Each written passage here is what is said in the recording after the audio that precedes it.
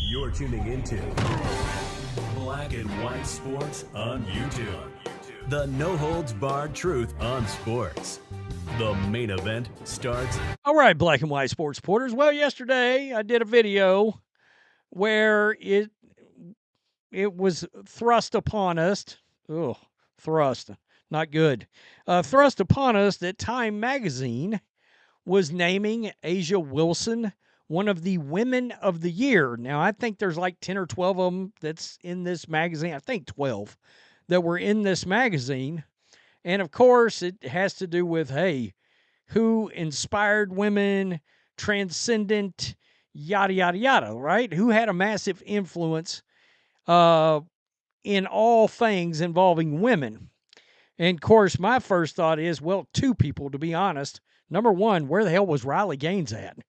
She literally saved women's sports, literally ripped women's sports away from biological men. Of course, Time Magazine's not going to do that. And the other one is Caitlin Clark. I mean, where was Caitlin Clark exactly in this? Why couldn't you put A'ja on this list and Caitlin Clark? Because when you really think about it, and I don't know why I didn't really bring this up yesterday, why the hell wasn't Caitlin Clark on this list? Let's just come out with it. Let's just put it out there. Why was she not on this list? It's kind of unforgivable, to be honest. When you really start thinking about it, it's rather confusing. So here we go. Time Magazine backed themselves into a confusing corner with this latest blunder. This is a Whiskey Riff right here. When they crowned their Athlete of the Year last year, they did the right thing by giving the title to Indiana Fever star Caitlin Clark. Surprisingly, there was some backlash to the decision, which is absurd, with many in the WNBA saying the award should have been given to the entire league instead of just Clark. That's right. The Mystics owner went on CNN and was like, I think it would have been nice if they'd have put the entire league on the front cover of Time Magazine as Athlete of the Year. Well, there wasn't but one athlete that was moving all the numbers. All right, that was influencing all the money. Gate revenue, attendance, ratings, all the stuff we've talked about, right? There's only one. Right, wrong, or indifferent, just one. Plays in Indiana, wears 22, right? So, even though Caitlin Clark is, to be frank, the sole driving force behind the league's resurgence and success, resurgence? When was there a surgence to resurgence to? I'm confused. Just look at the attendance numbers between games featuring Caitlin Clark and games not featuring Caitlin Clark in the Indiana Fever. The difference is stark. That's something you've heard me talk about a lot.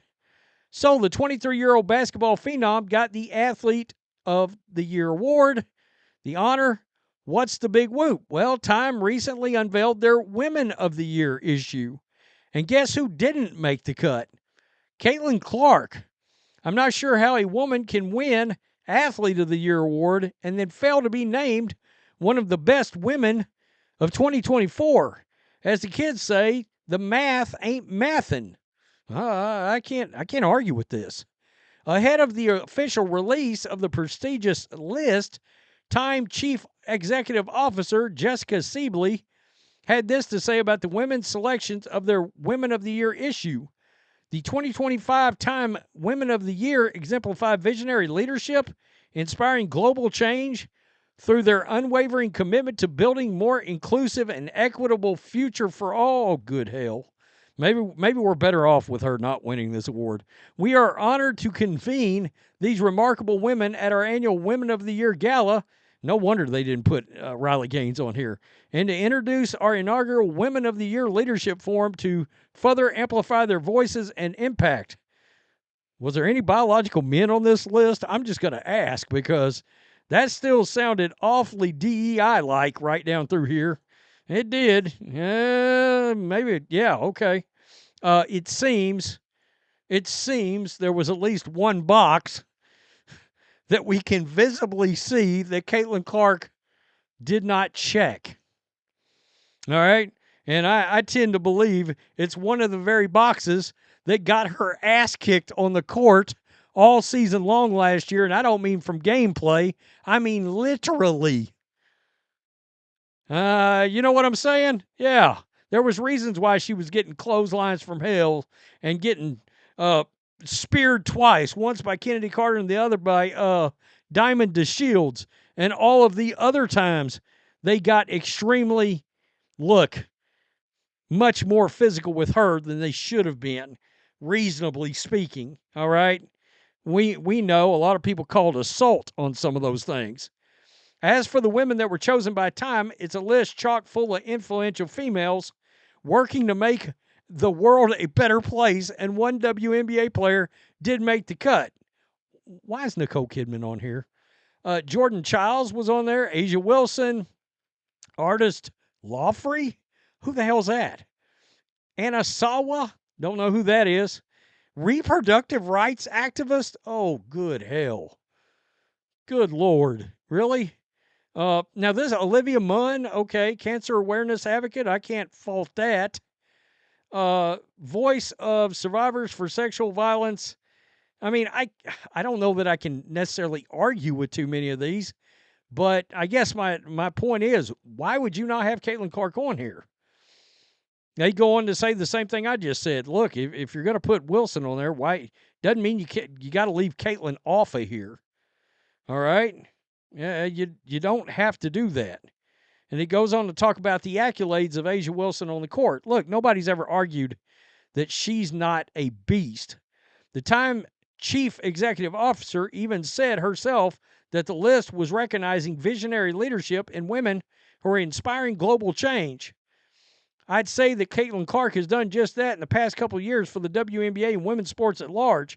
I mean, would your average sports fan even know who Asia Wilson is if not for Caitlin Clark?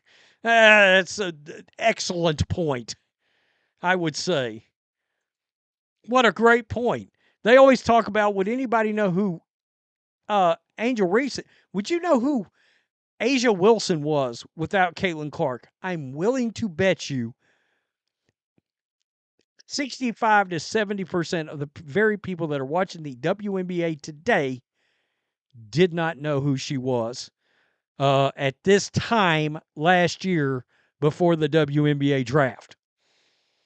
And before they started actually playing games, and Asia Wilson decided to run her mouth like, what was it, about 10 days, 2 weeks before the season started, when she went on this big, yeah, it's a black or white thing, and I don't like it that y'all don't want to recognize that.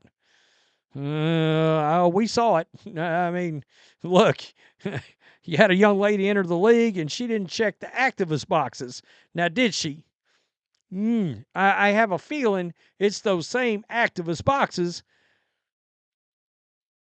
that she did not check in order to make the Women of the Year list. The more I look at this list, hey, probably good. But if we're being real, yeah, I mean, who blew up women's sports?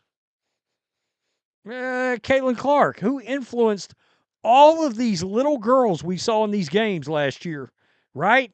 At all these games all over the country, those little girls lined up of all ethnicities and races, wearing their little 22 jerseys or T-shirts, wanting to see who and get whose autograph.